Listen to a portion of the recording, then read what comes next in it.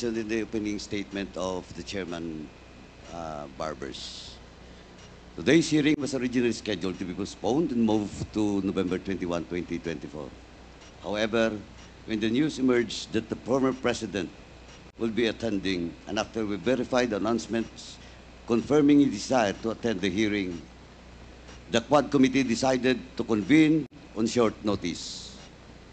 This will allow us to hear directly from the former President and to address questions regarding the issue of extrajudicial killings.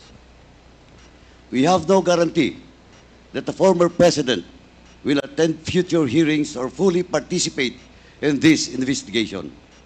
Since he committed to be being here today, we couldn't let this opportunity to pass.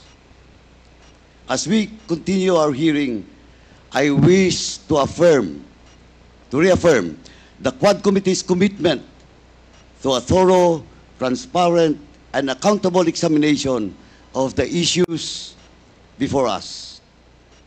Proceeding with today's hearing underscores our dedication to a fair and open inquiry, one that seeks truth and clarity rather than distraction or delay.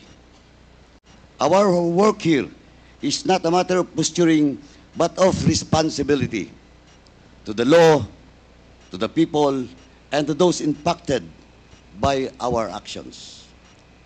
If this hearing will be used as a platform to score propaganda points, then we should not waste the public's time.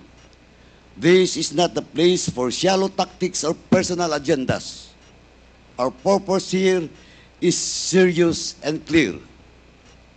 We are here to listen, to ask critical questions, and to closely examine the policies and decisions that have shaped the nation.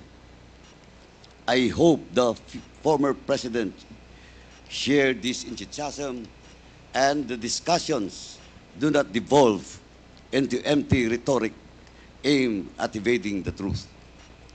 With that in mind, let us strive to make this hearing meaningful, productive, and focused on uncovering the truth. Let us honor the public's trust, ensuring that this session is conducted with integrity and purpose. Marami pong salamat, Mr. Chairman. Thank you, Congressman